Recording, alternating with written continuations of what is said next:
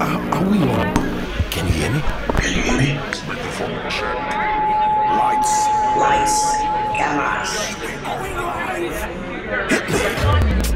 This is swanky. This is lifestyle. This is culture. Welcome to the social center of everything culture. Culture Daily. This morning here on Culture Daily's Big Conversation. Now, before we even jump into any major conversation here this morning, just don't forget that today being a cool Monday, it's just a reminder that all through the week, with the exception of today, you can go all the way to Tunnel Lounge and have a relaxed session there. Relax, sit back, enjoy some music all through the week from Tuesday to Sunday. There are so many activities lined up for you. And if you want to make a reservation or, just a booking, just call 0551 556 444 or 0551 556 999. Hey, don't forget to make money for yourself this week. It's easy. Just dial star 959 hash and be part of the 590 mobile game. They say at Dawonsem. Today being Monday, there's Monday special. It goes all the way to Sunday Aseta, but don't forget to always take responsibly. It's not for persons below the ages of 18 years. And every time we eat, food and sugars get trapped between our teeth, and that's why we need to brush our teeth every single day, morning and evening, because in some cases you can even get foul breath, gum disease, or even tooth decay. Now, that's why you need Pepsodent Cavity Fighter, because it is fortified with pro-fluoride and microcalcium ingredients that seals tiny and invincible holes in your teeth, preventing cavities and keeps your teeth and your mouth healthy and strong as well. Hey, also picture this: adventure, fun, art, fashion, e-gaming, food, music, beach, and all in one place in the heart of Accra. Now, it's Tidal Rave Festival. It's re-imaging the beach front at La Palm Beach for the new rave experience. Bikini check, tank top check, shorts check, sunglasses check, scarf check, vibe check, dance moves check. I like that one. And squad check. Come experience across Africa's biggest beach event reimagined. New location, new experiences, new ravers, new songs, new flavors, and a whole lot more of new stuff. It's going to be a never-ending rave with Kitty, R2Bs, Ifya Kim Promise, Samini, Sarkodie, Vyroski, and look, the list is just endless. If you want to get your ticket to star 713 star 33 star 10 hash for your tickets now. If you want to also just call in for sponsorships, it's 020 323 5822 020 323 5822. Tidal Rave 23, you can't miss it. Anyway, now time for us to just jump into the conversation this morning. Now, we're honored to have the CEO of the National Film Authority join us live in the studio this morning. Good morning to you, Juliet Asante. Good morning. Welcome to our studio. Yes. Thank you. Welcome. Well, we didn't want to wait till Wednesday to make it even bigger for Woman Crush Wednesday. It is equally an important conversation on a Monday morning like this. Nice. And for you to be at the helm of affairs when it comes to shaping our new movie industry, I can imagine the weight of from expectations to the weight of the work that is on you. But just of an overview so far, how has it been? It's been a real journey. I think that my entire life kind of prepared me for this. Oh yes. You know? Oh yes. Yes. Yeah, it's been physically, mentally, spiritually, every way draining, but also at the same time so elevating because I've gotten to work with some of the fantastic people in Ghana, young people especially. Sometimes, we hear comments that, people no longer have ambitions, people no longer love their country. And then I've just been lucky to work with an amazing group of young people who just keep going no matter what. I can imagine. I'm really blessed. It goes along to say that there's I know quite a number of persons on the team, and they keep speaking highly of you. They keep saying like, Jay, listen, you have no idea the work that is going on. It will take time, but there's work going on. And I can understand. Before we touch into the Ghana Cinema Week and then the Africa Cinema Week as well, you've transitioned from you've done the production, you've been on the ground, you've experienced, you've built relationships. And there's been a moment when the film industry, of course, had its turbulence. And we shouldn't say that we've lost it. No, we didn't lose it. Maybe it was just on a low profile, but it wasn't completely gone. But before you even took on any of this responsibility, where do you think the missing element may have been for us? On so many levels. I mean, the quality side of things, and just going back to what you said, we started everything, right? Yes. We were the first country to have a global, world-class soundstage, a black and white lab when nobody could dream of it. A school that is over 40 years old. In fact, some of the countries around which one would that be? NAFTA, which I was just the chair of and was done. I'm done with my job. And then, most of the countries, I won't mention them, that are doing well around us, we actually empowered them, and in many cases even started their industries.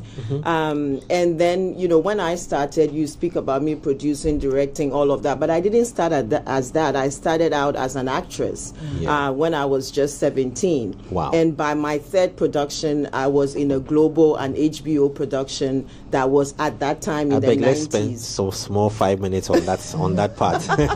It is worth talking about it. What was the first movie you got involved in? So Twin Lovers was my first. No, first I was in Inspector Bidiako. I did some 2 little series, in there. Then the director, someone saw me on television and said, I need to work with this lady. So I was given a call. I went for an audition. Before then I'd spent months and months at GFIC, then Ghana Film Corporation, trying to get a part. So I finally got a part in Inspector Bidiako. Then I was called. Then I went to Takoradi. That those days, the producer Famiye, his name was Famiye, and Veronica Kwashi, she was like at that time, and the group, they were, production was ongoing. So I went to Takoradi, did Twin Lovers, loved it. Then when I came back to Accra, I heard that they were auditioning for Deadly Voyage, and I just started. I was a young girl. I was like, everybody in Ghana was going for an audition. I thought, let me go.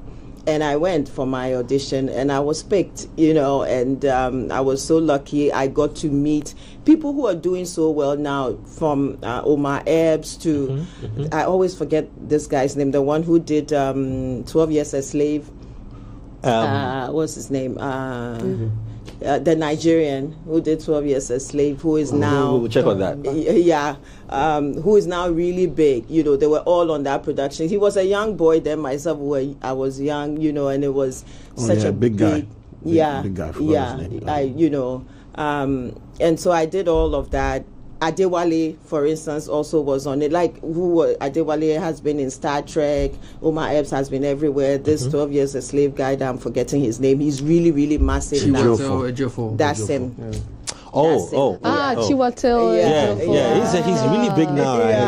Really big. Yeah, that we were all starting out then, and for me, it was after that experience that I thought there's no going back after this, because I saw what it was like to do a real production, right? And expensive too. I was just little. I earned $500 then. At that time. It's still a lot even now.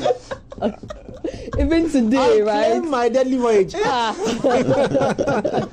Wow. Yeah, that was what I used to buy my pants, my first pants. I set myself up. Yeah. And at that time, we're having like films like that, those magnitude, like 5 million, all of those around, and it was quite exciting. And as they say, the rest is history. I finished with that, and what attracted investors to film that take Ghana? Was it the story? Was it just maybe a set? Was it the location? So all of these things I mentioned, we had a studio, a world-class studio. Okay. Expertise was here. We had a unifying center, GFIC.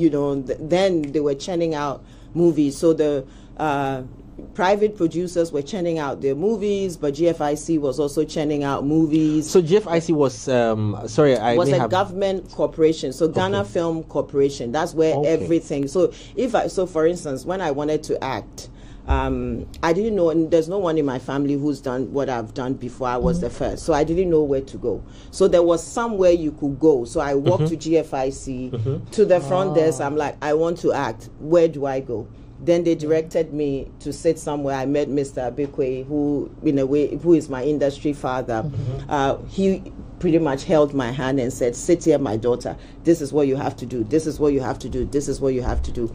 Now, if you're a young person and you want to get into the space, where do you go? Do you have any idea what happened to that, to the film corporation? It was sold. That's where now TV3 is. It was sold. And unfortunately, when it was sold, a lot of, those who were coming in didn't even have understanding of who we are. So our archival material, everything was destroyed. It was thrown out into the rain. Oh my days. GFIC was pushed into a little corner, and as they say, that was it. Wow. Everything is gone. And everything was gone. Even at that time, it's still there. There was a little cinema there. Gamma. There was always links. It's after that it became Gamma. So it was GFIC, Ghana Film Corporation, Industry Corp. I forget the full thing. And then it became Gamma, and then, But that was like the rallying point where everything was. I did like 3 or 4 films for GFIC. So at that time, even when private productions were not coming out, you always had something that was coming out. Ghanaians were loving it. The quality was better. It was government funded and enabled. So everything was up there. So if we had gone down that trajectory, and those films like Deadly Voyage came in, Ali by, what's his name? The guy who is having issues. Will Smith was shot here. So many films were shot here at that time. If we had continued, we would just have kept going. But then everything. Muhammad Ali, the movie. Yeah. It was shot here. Yeah. Oh my God. Huh? Yeah. The time when Tom Cruise wanted to come and shoot Mission Impossible here. And I think they had to move to Nigeria or something. Yeah, they went somewhere, but they came. There was nowhere to rally. They were having meetings under trees. I mean, yeah, we lost it. And we lost it big. Yeah. Wow. It's like I understand where we went wrong. Yeah. Interesting. And not just that, but then also the marketplace. I just want to put that in before you make your point. We also went wrong at the marketplace. When you say the marketplace, so this is now dealing with international, Well, it doesn't even have to be international, even local, but local and international. Because when you talk about the film marketplace, let me just paint a picture. It's like it's a big space, right? So you have festivals, they play a role in the film marketplace. In fact, they are at the top. So if your film goes to a festival, you won't necessarily make money, but your film will become bigger. You have more access to distribution, the quality, credibility. Exactly. So festival first, and then cinema second. In fact, in France now, France has always carved out a window, especially after COVID. So if your film comes out and it's a good film, it has to be in the cinema for at least 6 months before it can go anywhere else. Because cinema is the biggest marketplace. There also, the big films like the studios, that's where they make their millions. The small films, you may not make your millions there. You may even spend there. But your film immediately, the value jumps from here to like there. Then if you travel, you go on airline. I'm sure you watch films on. That's also a market. That's a vibrant marketplace. Your film has to go on airlines.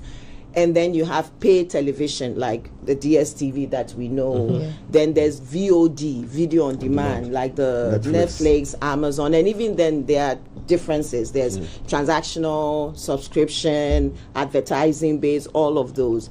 Before free to air, by the time your film gets to free to air, then basically, you've made what you have to make. So if you jump any of these places, then you see where you're going to get in trouble. Because as a filmmaker, it's like Accra, you have Makola, you have Medina, you have Kaneshie. If you are a seller, you want to be able to sell in all of these places. If you lose out in any of these places, you make your money back or all of. So it's as if we reverse this. We reverse it here that it's free to air first and hope that it climbs up the ladder. There's no way it can climb. Which is impossible. Which is defeatist. And we do the same thing with our music too, by the way. But how did we even get to the point where we don't know the hierarchy of how it should be distributed? That's a big problem. It's because the distribution was a direct response to the need to make the thing popular.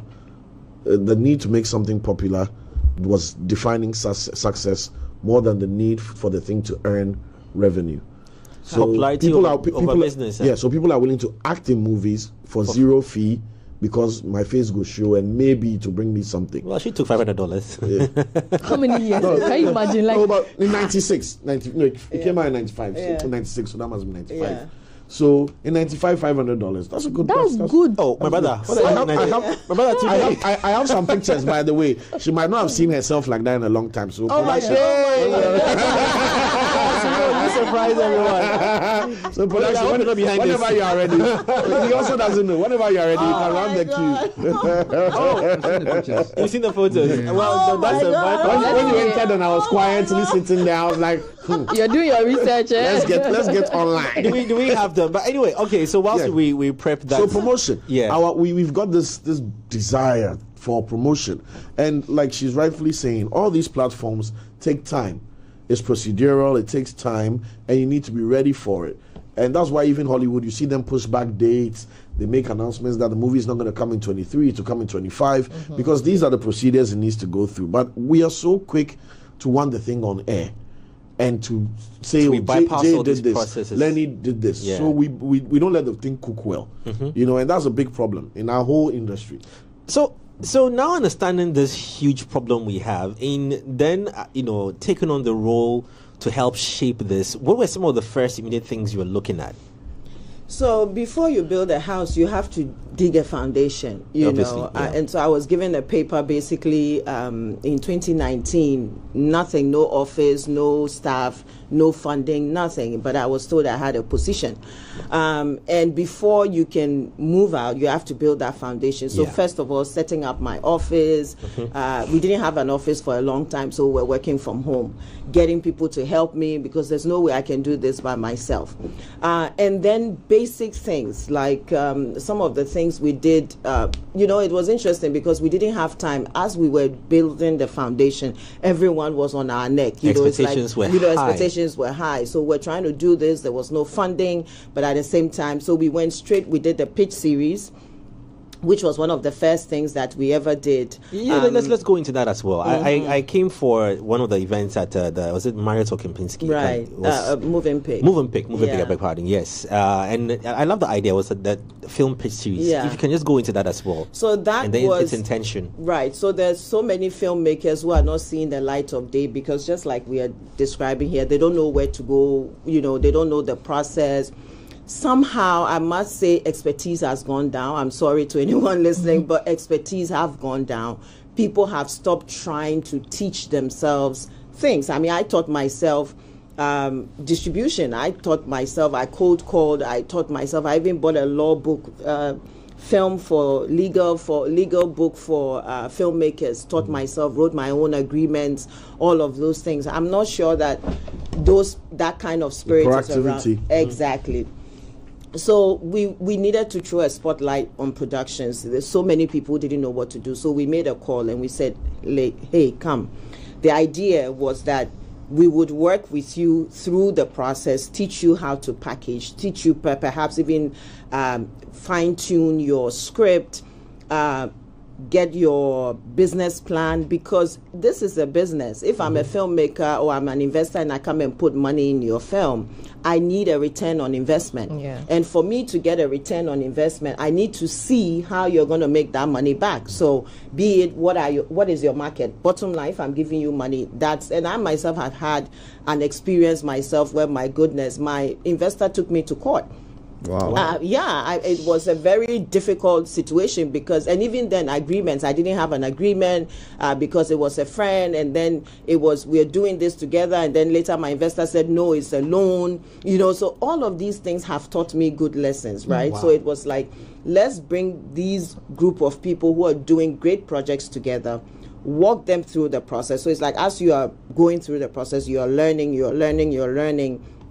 then we will finalize, pick a few, and then those few we would bring distribution and opportunity funding investors and be like, hey, this is a plethora of projects. You can invest in any, if it's a platform, so we brought, so for instance, DSTV took one of those productions. Wow.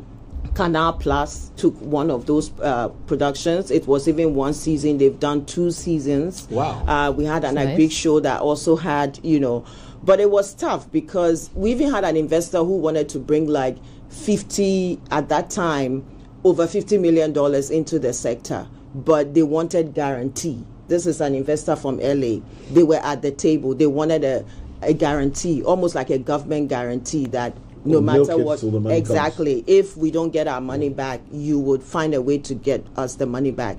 And we couldn't get the guarantee, nor, so we had to let them go. I'm sorry, but for those who are a bit slow with that guarantee conversation, what type of guarantee were they looking for in terms of support or getting money back? So even though this is such a great, stories are great and the platforms, you will make your money back in this sector if your project is very packaged. There is still that kind of uncertainty that this is Ghana. Will the platforms take this project? Will the project succeed? Would we have everything we need? We don't have a tax incentive, for instance. Many countries have a tax incentive. So all of these things make investors, especially big investors, jittery. Will I get my money back? That's the first question.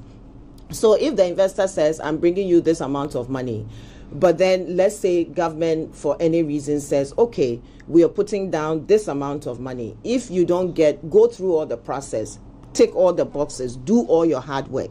But if, let's say, you don't get your 50 million back, we will find a way to either get it back to you through incentives or through any other means. That gives the investor some kind of comfort that, risk is all about risk. This is all that's about a lot of money. Exactly. So it's all about risk. But, we are at a place where even our productions are not up to standard speed yet. The script writing is not up to speed. So there's a lot of uncertainty. The big players are not focusing on Ghana because we ourselves haven't done so many things. So that's why an investor may want a guarantee when they want to invest. This is very sad to hear. It's because to think that once upon a time we had this thing under wraps and we were pushing the envelopes in terms of the kind of movies we were producing, and now a $50 million investment seems like a far cry away from, what we can really earn. And I'm just wondering, so where do we begin? Because our folks are still going. Time is not waiting for us. Hold on with that question. That's actually a question that I think we should look at. So where do we begin? Because I can imagine that in this chaos, it's like how do we even spark the engine then? Exactly. So, and the engine, you can't spark one side and leave the other, right? Because one is like, if you bring up productions, it's like building a road. You build a 4-lane road and then you don't build a 4-lane, they'll all go and choke. Right. So you need to kind of develop everything, and everybody is running across the sub-region. Everybody is running. If you look at Kenya, Morocco, I think where they are gone, we should just forget. South Africa, Nigeria, they're all running. So we looked at it and we thought, okay, even if you look at the streamers, first of all, we need investment. This investment, we lost it. So we need investment. Some of the places we can get investment is from the studios, from the streamers, from all of those people. We can get, some investment. But if we go and we say Netflix, we are fourth on the Netflix subscription category. It's Nigeria, South Africa, Kenya, fourth. So right now they are investing in their number 1, 2, 3. We are not even there. So if you come and tell them, come and shoot a Ghanaian film, they are not interested because subscription levels in Ghana is low. They're very low. So the strategy we took was that, okay, we were going to every player and we're like, we don't mind. Shoot your Nigerian film, shoot your Kenyan film, but come and shoot it in Ghana. Okay. Right. Exactly. Because like I told you about Deadly Voyage, when they shot here, no matter what, Ghanaians will make it in there. Make something. There's the technical, they can't bring all, when they are coming, they can't bring all their crew. So they will hire crew from here. Yeah. They can't bring all their like Beast of No Nation. Yes, they will hire from here. And after all of that, that's money. And we are talking about restaurants, we are talking about hotels, we are talking about drivers, so many things. So come and shoot your film here. And we've seen some of the rewards of that. This year we had all the announcement. We are having the conversations with Girls Trip, all of those conversations. I'll come back to some of the problems. Yes, exactly. So come and shoot here.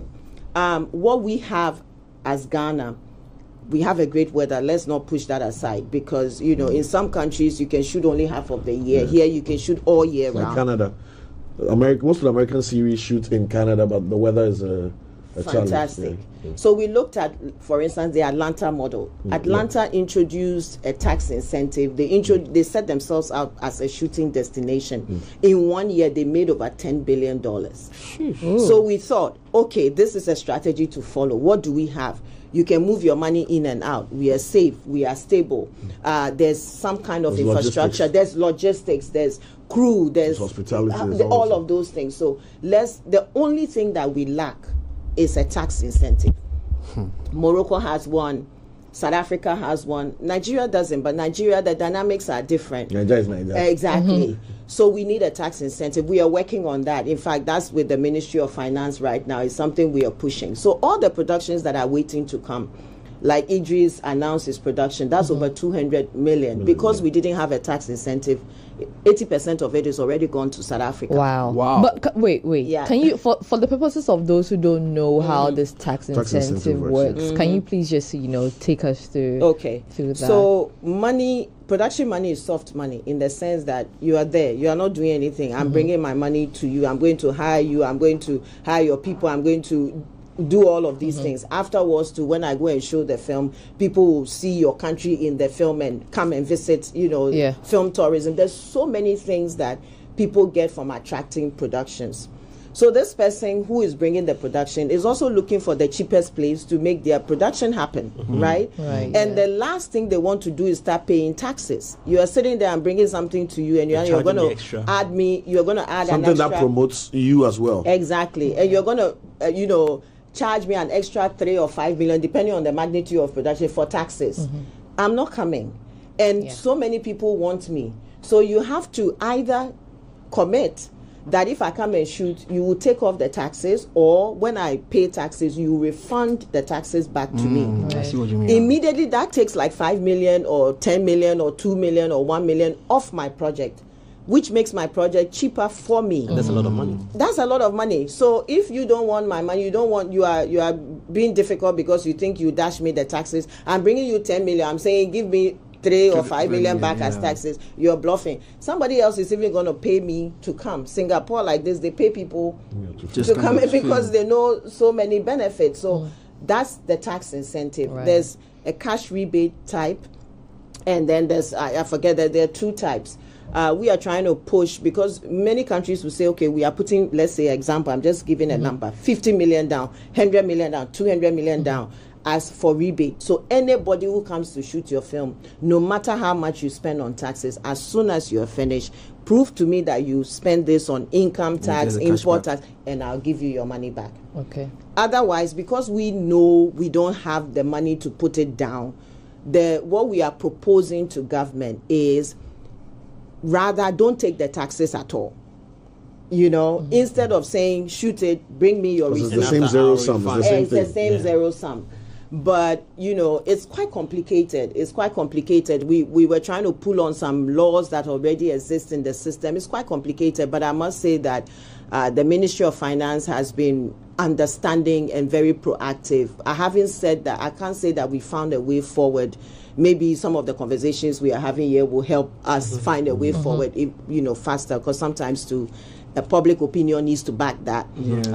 But that's the tax incentive. What has made something as crucial as this particular element, that definitely would help our film industry, with experts like you and your colleagues that are working at the National Film Authority? I'm sure you've proposed a lot of things that obviously should help, improve the sector. What has been the challenge of just, government seeing it to enforce these things, to make things happen? Because I always say this, that anytime we near December or the festive season, the conversation immediately switches and the focus is on tourism in Ghana. which is 90% music. Exactly. But tourism in Ghana should be a year-long thing. And like you said, film is one of the things that actually amplifies a country. So, I want to believe the powers that be see the need and the importance of building the house, keeping the house in shape, so that anytime you have visitors come through, they have the best time of their lives. It's not just in its physicality, but also in what you see on TV, on the streaming platforms, and so on and so forth. So why has it become so difficult for them to just say, you know what, let's make this a priority and make things happen? What are some of the conversations? What's the challenge? Do they need something to be assented in Parliament? What is going on in the background? Maybe we may not understand. We may just be talking about it and blasting government and blasting this, blasting that. But really, what's the challenge? Well, severally. I mean, I myself, I'm quite new in government, and I'm learning that everything takes a million years, in government. That is one, because all T's have to be crossed. Of course, there are several ways at this. Someone, somewhere, with ultimate power can say, that's it, and that's it. I'm not going to not put that out there. It's possible for someone to say, this is what I am saying should happen. It goes through, done. That's one side. So let's just say, in lieu of that, if that hasn't happened, government institutions and government has to make sure I'm going to get my money back. They have to make sure the sector is producing. There are people who are... The other side of it. Exactly. They have to make sure if we give 1 CD, we are going to get 10 CD. Because in a way, in government, people in government are also accountable to taxpayers' money. So if I'm going to let go taxes, I have to get this back. Now, of course, we have all these productions on our table. We have Girls Trip that really wants to come. That information leaked. It wasn't supposed to come out. But, they hadn't made a final decision yet. I must say that. But we are still at the top. Some of the conversations we are having, we need a studio, a world-class studio. We don't have a world-class studio yet. Tax incentive will help make that happen. We need a tax incentive. So we keep saying to government too that fine, maybe right now, if you look at the sector, there's no data to determine how much we are getting. Filmmakers are not investing, paying taxes. Even when we did the polls, a lot of filmmakers, because the industry is not sustaining them, they do 2 jobs. Like somebody, it's a side gig. Exactly. I'm an actor, but I work in a bank. Thank you. And they will identify themselves as a banker rather than an actor. So when you look at the number of people who are into the sector, it looks very small. So talking about that, I think, and also to answer your question a bit, has it been spotlighted enough the dependency these other industries have, or the benefits if it's not clear for government to see what film is bringing in, is it possible to show what film is bringing in by its ripple effect in other sectors, which the government has a clearer sight on? For example, the tourist sector, for example, our hospitalities, for example, our infrastructure. So they might not be able to see the benefits of the thing. They might not be, they don't understand film. All these things we are saying, video on demand, blah, blah, blah. It might be a bit abstract that, okay, we're going to give tax waivers now. We might have 5 different studios here with $5 million each of tax waivers. That's $25 million we just dashed in fashion way. So I get governments, whatever. But do the beneficiaries of this investment in the industry, the studios, the fleet management, the logistics companies, the human resource, the employment benefits, all these things, are their voices adding to your voice? Or is it just you spearheading? Because I feel like if I'm a hotel chain and I know if Juliet gets the job done and Girls Trip is coming here, I have 250 people I need to house for 3 months, which is a lot of money for my hotel. I'll be shouting and playing the gong behind me. It's too you get what I'm saying? But for a long time, I've been paying a lot of attention to you and your outfits, because a lot of my friends are filmmakers. So it's like, what did they do? So I'm always watching, and I've never heard a hotel chain, a logistics company, because they don't even know the role they play. Exactly. It's 2 things. It's arguably either the fact that they are blatantly ignorant about the role they play, or they've not been engaged, or they've chosen not to be involved in it. They just want to be solo. I also believe they need to be engaged. No, because you see, let me give you a typical example. When COVID happened, right, and we clamp down on lockdown and everything, and hotels weren't making their money, and you saw them. You saw the energy with which they were asking governments to help ease some of these lockdown measures and whatnot, so that they can make some money. But if they understood that beyond the lockdown, one of the ways to make your money quicker is to be able to join forces with the film industry and get your hotels booked. Because if the Idris and the rest are coming to town, they are going to be using your hotels. Airbnbs are going to be booked. Your restaurants are going to be patronized. So if you don't see that, and that's the matter of fact, that's the idea with every Ghanaian citizen. We think, because it's happening to just my industry, I should be worried about my industry. But you see, everything is interconnected, unfortunately. And that's the question. That's the question I'm asking. That is why sometimes roads to tourist sites are not paid attention to. Because the road guy is not worrying about the tourists. Exactly. You see, so it's I don't know. I mean, Charlie, there's a word for it. It's called pesaminkuminya. Yeah, there's a mixture of all that. Even our industry, because things have gone, sideways for a while. Even people may be focusing on the wrong things. Is this the path I want to follow? Is this the person I want in the spot? So all of these things, cloud our lens. So instead of coming together with one voice, perhaps we are not speaking loud enough or educating ourselves well enough to be able to speak to the conversations. We are focusing on different things. I must say that. And it's so interesting when you mention tourism, because tourism like this, I want to give you some data sets. Many countries, especially after COVID, have used the film sector as one of the ways to rebound. Because during COVID, for instance, even if you take the US, salaries in the sector was 45% higher than any other sector, including telecoms and oil and everything. And data has proven, I want to use some recent, I don't know if anybody has watched Braveheart. Mel Gibson, starring Mel Gibson. It was shot in Scotland. There was a Wallace Monument, which is this thing. After Braveheart came out, tourism in Scotland went up over 500% in less than 5 months, and stayed that way for 5 years, because everybody wanted to come and see the Wallace Monument. Let's take a more recent example, Game of Thrones. Game of Thrones shot in Scotland, shot in Morocco. We have like 70% of the forts and castles in Africa. So anything with forts and castles, we should be well positioned, so they come here. But Morocco is ahead of us, so they went to Morocco. Tourism in Morocco. In fact, there's a town in Scotland that had to close their doors because there were too many tourists. Right? That phenomenon is called film tourism. So even in our bid to increase tourism, one of the ways that we can use is through film. Storytelling. I'm a big... recently I've been watching K-dramas a lot, because I love what they have done with their sector and their people.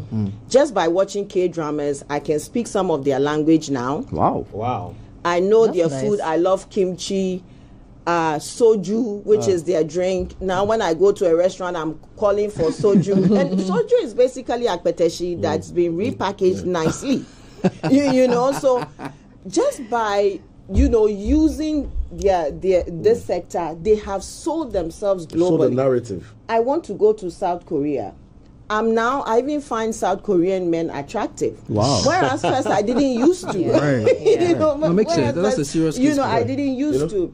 So we need to think about what the impact of this sector is. Not only is it selling our culture.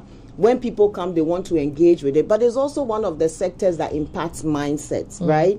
Everything is about imaging. We talk about programming. What is about programming? Be it subliminal programming, whatever. So you talk about the American dream. The American dream was sold through their films. Commando. That's it. Rambo. That's it. So America solves the problem. Exactly. Even when aliens come.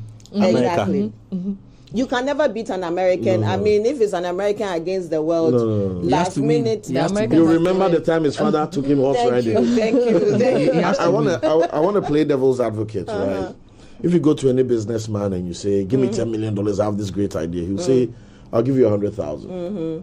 Let's get a proof of concept. Sell it to one person. Then we'll sell it to two. Start from somewhere. Right. Now, before we get to film, TV does the same job. Yes.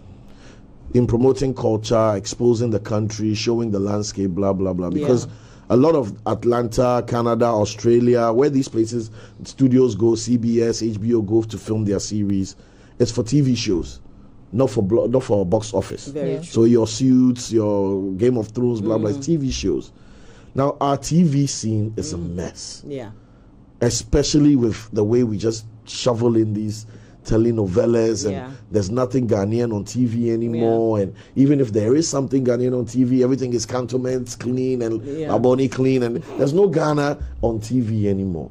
Has the film authority, as much as the film authority, tried to sanitize the TV scene as a proof of concept that if it's working on TV now, and we are able to get, even if a TV show is able to make $100,000, it's a case to be made. It's a very good case to be made. Then we build up from there to go, because I also feel like going to film, talking to Girl Strip, Idris Elba, we need $100 million studio. But I wonder how much influence that the Film Authority can have on a media partner, a media house, on their That's programming. What I'm saying, that they might not have access maybe to influence NCA and the national government. More or less like National Media Commission. I'm not going to be a friend today. Today she's government. Today she's government. Have a local content policy. Exactly. That is sitting there. So in activating those, you see, if you, like I was just telling you about the bicycle. If you ask for the bicycle, they don't give you. So steal it. Then when they catch you, you apologize. You get what I'm saying? Yeah. I feel like TV is the litmus test that Ghana needs. Yeah, you are very right. Because if we get our... I love that Inspector Bediako is back and is on DSTV. I don't like that. I told Ivan this as well. I don't like that it's not on every TV. Yeah. Because we fell in love with Inspector Bediako because it was on the only TV. Also, there's some nostalgia attached to exactly. But Cyril, isn't that defeatist with the very first point on how to make your money in that hierarchy as well? That's what I'm saying. That you can make money on TV. Okay. Films. There are Okay. TV made films, TV made like shows. Talk about series and all that. And you can still make your money. Yeah. And the brands also, we're also just talking about the brands being saturated with the same events and the same sponsorship things. This gives us new things for brands to put their money in. And it gives us a litmus test to say that, yes, the filmmakers can make films. People don't need to double up and be bankers and actors. They can be full-time actors and be proud of it. We have the technical capability. We have the marketing capability to sell the product. TV is for me, is the lowest hanging fruit to activate the faith that government and both the consumer have seemingly lost in our film landscape. If we activate TV and it works. So you've dropped so many beautiful points, right? You speak about branding. Last year, for instance, we had a branding conference where we called, because product placement, we kind of said to the brands, look at, for instance, what Omega Watch has done with the James Bond series. Look at what, there's this car that I think was released, and small car, and it was in a race across Italian something. Italian job. And after that, exactly, Mini that Cooper. car just, so as we speak now, we are about getting an agreement with Advertisers Association of Ghana. We are talking to some brands to say product placement. In fact, there's even a bank that is funding a TV series. Okay. So that's an ongoing conversation, and it's very, very important. It's one of the key ways that it's subliminal messages. So we are saying to brands all of these avenues. So there's work ongoing on that. But even most importantly, you see, the producer, and for the producer, Ghana is their first market. So if they don't get Ghanaian television, when I say producer, let's say I'm talking about a TV producer right now. If they don't get the utmost value in Ghana, they can hardly make it out there. Right now, it is cheaper for TV stations also doing businesses to go for international projects rather than, it's more expensive to do so local basically projects. They're telenovelas, right? But if you look at the Nigerian case like this, Nigerian has passed a local law policy. Policy to guide it. 70% to 80% of what shows on Nigerian TV is Nigerian. Not even African, Nigerian. In fact, you can't even use a foreigner in your adverts. Yeah, even the voiceovers. They brought a law out, right? Yeah. So what does that do? It forces the local players to work together, and then it makes the local players grow. So it's like a tight thing. The production quality may not be so high beginning, but it will get there. So as we speak, we are trying to follow a similar trajectory. We've worked on the local. In fact, the past minister of my authority of the ministry put together a committee, local content committee, and we've worked on that. In fact, we are proposing 70% local content within prime time to be graduated over 5 years. And then eventually it will increase, something like that. So again, that policy, when you say who needs to do what, we all need to be at the table saying we need this, then it will go through, our ministry will pass it through Parliament. Once we pass that law, then there's so many things, and that what I'm happy about is the chair of that committee owns a TV channel, so knows the space very much. The head of the Association of TV Stations was on that committee. Filmmakers are on that committee. Every representative stakeholder is on that committee. But you see, we all have to swallow that bitter pill that says, look, let's begin to empower our local content, because then when the filmmaker or the producer gets to work with a local channel, grows themselves, then they can begin to explore. So you are right in everything that you say.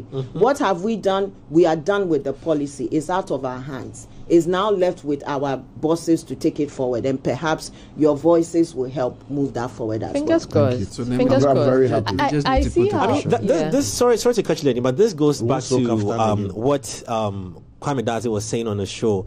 Kwame Dazi is also sorry, just flying around me. Where he was saying that if equally we should be able to chase after. Like how people were hard on the Occupy Julobi, creative art should also be able to wake up, and be involved in the conversation so that we can be taken serious. We shouldn't leave it only on one or two people and hope that when maybe Obwa gets into Parliament, maybe when John Domelo gets into Parliament, before. But it should be a matter of urgency from all of us in our own small quarters. To go hard on, because I just like how you mentioned how government works. It's also a priority list. There's flooding this morning. You understand? And then there's a movie that needs a tax rebate. So you look at the two of them, you're asking, I need money to go and sort out that thing, and then you want a free. It's a lot of things in there. So before you also get on the priority list, we have to all come together and amplify our voices for this to work. And I mean, hence the reason why we are having this conversation. In the interest of time, it brings us to the Ghana cinema agenda, right, and what it is about. Right. So just like we are saying, TV is one of the. I'm sorry, Lenny. Oh, I'm sorry. You had a question to ask. Yes, no, go. Please, okay, please Juliet, ask. please go. Oh, ask. No, because he has already asked, so that I don't. Yeah. So you go then. You ask. No. Ask it. Ask it. This one will be moving. It's long. Yeah. I was just listening to how passionately you spoke about the film tourism. December is almost upon us. What are the things that you are doing, and then also the entity, right, to just make sure that we have enough films, probably, so that these people are able to, if we can't take these films outside of the country for one reason or the other, we have Silverbird, right? We have other really small theaters and all of that. Are things being put in place to have all these Ghanaian movies shown to all of the people that we are expecting? So it's not only a music thing, because they come and then it's just music concerts and they are touring Cape Coast and then that's it. Brilliant point that you make. Yes, to the point that you make. We started something which also falls under the Ghana Cinema agenda called Ghana Cinema Week. Okay. We started it last year. So the idea is to. But you see, we don't have too many marketplaces. It says, quote unquote, we don't have too many cinemas, too many places to show. So we are liaising with Silverbird and hotels. So Moving Pig, for instance, is one.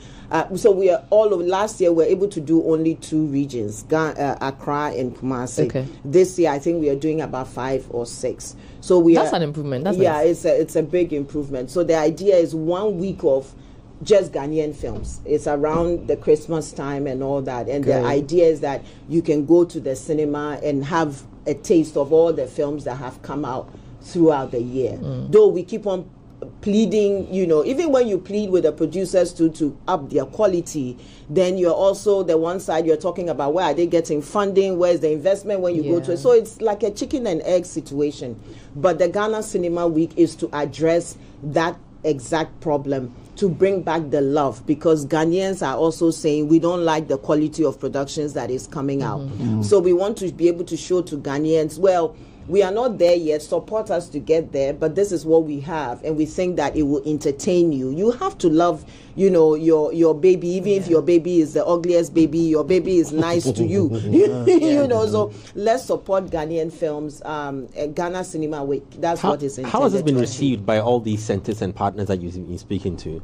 It's been received very well. I think the filmmakers themselves are the ones that need to receive it even better, because it's a sad system that we are in. If it's my film that is showing and it's not her film, or if her film is showing and it's not my film, then I'm not going to talk about it. I'm not going to promote it. I'm going to bastardize the system because it's not my film.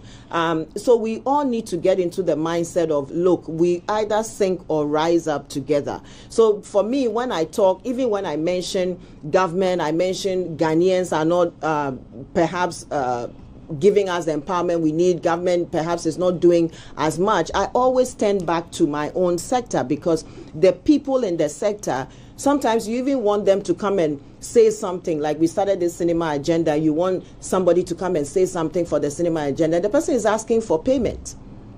Or the person is saying they won't come for whatever reason. Wow. And so we all need to be able to understand that, look, if you don't help that producer to make their money back, that producer will not get the money to come and employ you, the actor, to come and act again. Yeah. And if you, the producer, you don't empower the actor to look good and feel good and whatever, that actor will not be optimal, pay themselves, take care of themselves well. If you watch these South Korean things, you see eye candy and things, all looking sharp. A superstar. If the person doesn't look like a superstar, the person is not going to sell. Meanwhile, the movie won't sell. Exactly. And the Ghanaian is also now used to that kind of quality. Aesthetic, Exactly. Is the Cinema Week, are there any TV networks or stations who are supporting, so that it's not just about a physical presence, but also an extension for those who just want to tune in at home? Very important. So we are talking, even through music, this channel, we are talking to you as well. So we are talking to a lot of, so maybe we'll use the opportunity to call on a lot of channels to tap in, and, sometimes also, obviously, the film that is coming to the TV may not yet have gone to the cinema. So there are all those little things, and if you show it on the TV, then you can it's a chicken and egg situation. But there are always ways that we can find value. For instance, one of the things I say that TV channels can do is to have quality conversations around the subject. I want to commend you guys.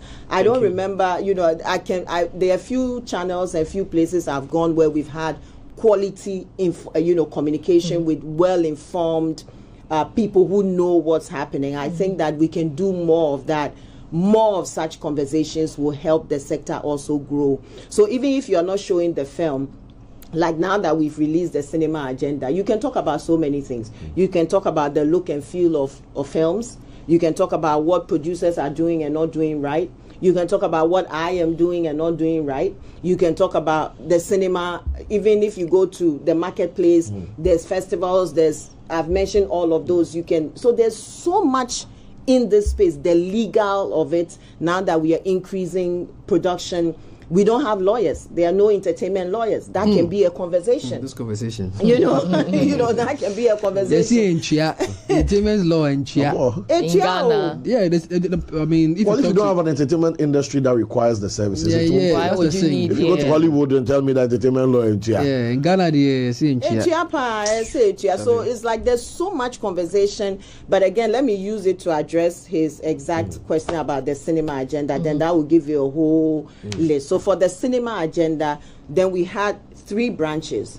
So one was increasing the numbers of cinemas, because cinema is the biggest marketplace. Yeah. So you can have, people always say to me, why are you following cinema and why are you not doing, say, a video on demand? I don't want to mention names. And I say to them, video on demand is as important as cinema is important. Also, cinema is at the top, the rest follow. Finally, the video on demand can only go as far as internet production penetration can go. So my dad, who is just in Akosombo, is not able to get good internet, so he can't watch VOD. That's facts. Exactly. But if there's a place, a small guide place, he can go watch. Maybe that place can become a multi-center doing other things when films are not showing. So we need to think about what is the future of cinema for us. You know, as we speak right now, Africa will soon be 40% of the global youth population. Yeah. This sector is one of the biggest opportunities. By 2030, 70. Exactly. Wow. Oh, Yeah. I thought it Just like Can 7 I say that years. again, By please? 2030, 70% It will be 70%. of the youth population on the planet will be Will on be Africa. in Africa. that's a That's lot. what I was telling you the Yes. other day. That Africa is young. The future Yeah. is Africa. Yes. Yeah, he mentioned it. Everybody knows Yes, except for the couple of days African, ago. apparently. Yes, yes. You know? Yes. Yeah. Wow. So you need to create jobs for that For the person. youth. You need It's a big places epidemic where coming. exactly. If we don't face it, so it's like you are very right. There's a big epidemic. So many young people, nothing to do. That's a problem. But with opportunity, even the West can come and start employing us because then they are getting old. They are aging. As we are young, they are aging. So they're going to come and want skill sets from here. Are we Yeah. prepared skill set wise? But not to deviate. So the cinema in communities, maybe we are not talking about the big malls or whatever, but are there community centers that people can go to? So we need cinema. So the cinema agenda 1 is to work to increase the number of cinemas here. Then the Ghana Cinema Week is to help bring back the love for our movies. You see how the agenda is. yeah. And for us, one of the things we notice that when you go to the global landscape, there's no thought of Africa. There's no mention of Africa. We are no players at the table. So you go to the CinemaCon, which happens in LA. Yeah, CinemaCon, yeah. You know CinemaCon. Yes. Then there's Cine Euro. Yeah. And then there's Meta that happens in the Middle East. That's where all the investors, all the studios, all the stakeholders, distributors, and everything, that's where they meet. So for instance, when I was there last year, for instance, Tom Cruise came out. Mission Impossible came out. They wanted screens. They had such a few numbers of screens. Tom Cruise himself was there. They spoke. By the time they were leaving, they had closed like 1,000 more screens. Jesus. And you saw In the how- Middle East. No, this happened in LA. LA. CinemaCon. It's at CinemaCon. Whoa. So by the time he was leaving, so then you saw the numbers, how much they got from that, yeah. because he increased the number of screens. Wow. So, they meet all around the world. They decide who's going where, what is doing where, and Africa is not there. And you see the star power, not to cut you, the star power also plays, that Tom Cruise being there Yeah. is the deal. See, like, where is our Tom Cruise? Exactly. At least have- they're I'm seeing right here, him, bro. right? okay. Exactly. Go and jump from the subway. Exactly. So I was at one of such meetings, and then I realized they were having conversations. There was no mention of Africa. Hey, what's going on? And they were talking about after COVID. So they were like, how do we increase our cinema numbers? How do we get people back into the cinemas? What are we going to do? People are no longer going to the cinemas. They want to sit on their couches, blah, blah, blah. And I had 10 minutes to speak. And I got on, and I realized I was the only African there. So I said, hey, whilst you're talking about, how to increase your numbers and get whatever, at that time, the UNESCO report had come, and the entire continent has less than 1,700 screens. Yeah. To put in perspective, France has 6,000, one country. China has, I think, over 700,000. Yeah. Just a second before you continue, real quickly, we have to sign out the Plus 89.9 FM now. Of course, we're broadcasting live on radio as well. But the conversation still go on our Facebook. If you are watching online, you can go on Facebook now. We are streaming live on there as well as live on TV on 3 Music TV. But it's a great start for Monday. If you're on Plus FM, we'll catch you on the flip side. Yes, you're saying. Yeah. So China has 700,000. yeah, I think That's a lot. it's a lot. France I has think, 6,000. Yeah, and I think India has 200 or so. I need to check the numbers. Right. And all of Africa has less than 1,700 screens combined. So I got on the stage and I said, where would you rather be than where your biggest opportunity is? We are your biggest opportunity because we have none. And they were like, no, that cannot be right. Like, what do you mean? I'm like, none. They were shocked. So then I was like, you know what? In my position, we are going to open the door. So Ghana is going to be the gateway. Africa is the destination. If you come to Ghana, we will bring all of Africa to the table. This is one agenda. We have to go together. We can't go as just Ghana, because Ghana is just 35 million people. You need to say to them, I'm bringing potentially the 1 billion people to the table, then they would come. So that is what led to the Africa Cinema Summit, which we are having this year. Wow. And we are happy to, I'm happy to announce here, I haven't said this anywhere before, so you're getting an exclusive. You know. Oh, this should have gone on radio. It's fine. Should have gone on radio. It's fine. So, Stekenoko, which is the biggest player in Africa, is coming. Century Cinemax is coming. The largest player in East Africa is coming. Wow. Film One, which is the largest player in West Africa, is actually our organizing partner. Silverbird is a screening partner. Association of Nigerian Cinemas is coming. Canal Olympios from French Africa is coming.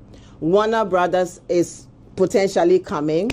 Paramount is coming. I mean, like, it's just going on and on. Everybody is just calling. We had a call with Paramount last week, and they were like, we want to help. Whatever we can do, help make this work.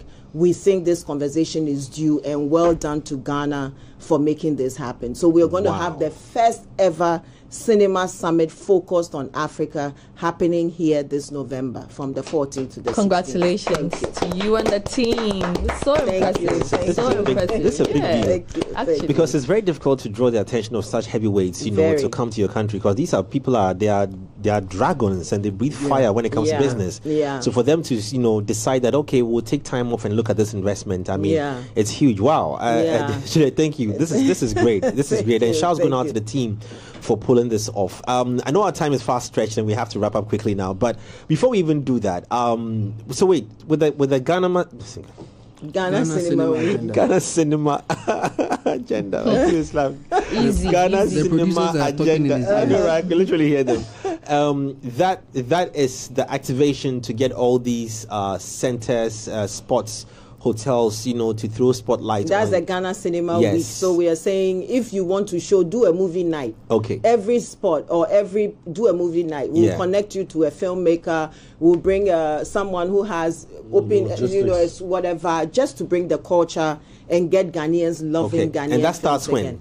That starts, it's around December, so I think on the 25th of December. Okay. The date, I may have to come back to you on the date, but it's around 25th of December. That was the same time last year. Okay, but however, the Africa Film Summit, Africa Cinema Summit is happening right now from in November, from the 14th to the 16th, and that's where all the conversation is going to happen. Our goal as Ghana, hosting them. Hopefully, we have some people saying there's no cinema in Tamale, there's no cinema in the Volta region. There's, Ivan was talking about Kita. They used to have cinemas. There's nothing. Basically, we want a space everywhere in Ghana. But we also want to have conversations around what does the cinema of the future look like? How do we build community? What are the technologies that we need to be mindful of? All of these conversations, what will make a studio like Paramount or Sony invest in a Ghanaian content? These are some of the conversations that we want to have. And we, for our agenda, we want to make sure that we, being the host, we have a local saying, so we want to make sure that as the host, when we are done, all attention will be on us, and we'll continue, begin to have the investment that we need to move forward. This is great. And please, since you broke the news here first for us as well, Three Music Ones have a seat, a front row seat at the summit. The November summit. In the November summit. You are a moderator if you don't know. Hallelujah. You are moderating a young panel to talk about the youth's role. I take them. I have taken it and taken it for myself. Please, deal is done, settled. I'm there. Amen. But before we go, let's throw it back to what it used to be as to what they look like now. Let's just put those photos on the screen. I don't know the team card. This is interesting. Solid actors, all grown in their spaces to become who they are today. My God. Yes, Albert's wife. Voyage, Oh my days! Yes. Yeah, Albert's wife. Yeah. Interesting. Well, this was a great movie. 1996. Oh wow! Wow! Yeah. Well, our very own. Look at the young version of. Charlie. David, don't talk. Charlie's the hat for me. I know, right? It's a hat for me. Legendary. Let's go on to the next one. Can we get the next photo on that? I think I saw quite a number of them in there. 1996. Oh, okay, that's what we could pull out. Anyway, we want to credit the source as well. I don't know if the name is the Abba Radical. That's the source. It's a blog. It's a film blog. Okay. Awesome. Juliet, thank you so very much for joining us this morning. Thank you for having me. It's an honor. Like I was saying, that I was trying to reach out to her. I was saying that I was just hoping that I know she has a busy schedule, but you made time for this to happen. Thank you. May I just say that I'm appealing to everyone here. If we can make this our agenda, the agenda, the cinema agenda, we can all take it on, because we keep wanting the change, we keep asking for the change, and one of the ways we can get that change, whichever way you look at it, be it mindset, be it job creation, be it getting our voice out there, our narration. I just saw something that Harvard posted last week, that in the end we all become stories, and so our stories are very, very important. So let's please take on this cinema agenda and make it happen. Coincidentally, I just want to say thanks to the team also, because we had a conversation last week Friday, and film was at the top of the priority. So it's a lot of film conversations this week here as well. Thank you very much, Moderator One, Mishim. On that note, friends, family, viewers, wherever you are watching us as well, thank you so very much. We're back here same time tomorrow with more conversations here on the Big Convo, and we out.